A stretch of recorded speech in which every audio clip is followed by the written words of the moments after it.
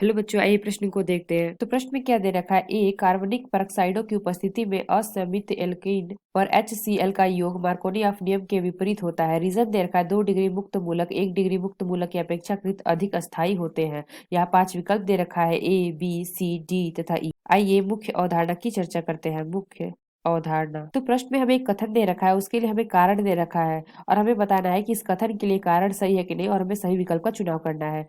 तो प्रश्न में क्या दे रखा है, कार्बनिक परऑक्साइडों की उपस्थिति में असंयमित एल्कीन पर HCl का योग मार्कोनी ऑफ नियम के विपरीत होता है। इसके लिए कारण दे रखा है कि क्यों होता है, तो 2 डिग्री मुक्त मूलक 1 डिग्री मुक्त मूलकों की अपेक्षाकृत अधिक अस्थायी होते हैं। तो जैसे कि हम कोई परऑक्साइड ले लेते हैं, यानी कि ले लेते हैं हम HOOH, तो ये हमारा क्या है, परऑक्साइड, और यहाँ पे क्या है हमारा HCl। तो यहाँ पे क्या दे रखा है, HCl का योग मार्कोनी ऑफ नियम के विपरीत होता है। तो यहाँ पे अगर हम ले लेते हैं, ये हमारा क्या है, ये हमारा कोई है असंमित एल्कीन, और यहाँ पे हम करा देते हैं अभिक्रिया HCl की, और यहाँ पे हम परऑक्साइड ले लेते हैं यानी कि HOOH। तो यहाँ पे हमारा क्या मिलेगा, यहाँ पे हमारा हो जाएगा, यहाँ पे हमारा हो जाएगा R, और यहाँ पे हम आके जुड़ जाएगा क्या, Cl, और यहाँ पे हमारा जुड़ जाएगा हाइड्रोजन। तो यह कैसे होगा, ये हमारा होगा मार्कोनिक ऑफ नियम के अनुसार। तो मार्कोनिक ऑफ का नियम कहता है कि जो हमारा H है वहाँ जुड़ता है जहाँ पे क्या होता है, H की संख्या ज्यादा होती है। तो यानी कि यहाँ पे जो धन वाला होता है वो हमारा जुड़ता है जहाँ पे H की मात्रा क्या होती है, ज्यादा होती है, और जो हमारा माइनस होता है वो कहाँ जुड़ता है, जहाँ पे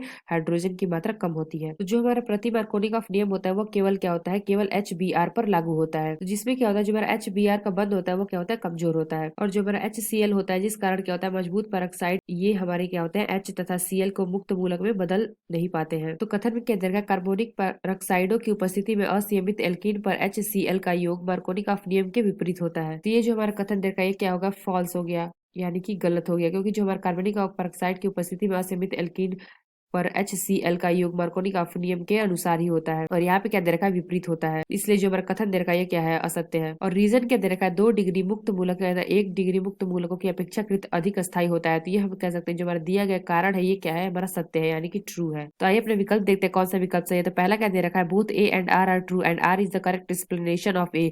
तो ये जो हमारा होगा, ये हमारा ऑप्शन गलत होगा, क्योंकि जो हमारा पहला दे रखा है क्या है, गलत है, यानी कि फॉल्स है। दूसरा क्या दे रखा है, both A and R are true but R is the not correct explanation of A. तो ये भी हमारा गलत होगा, क्योंकि जो हमारा ए है वो गलत है।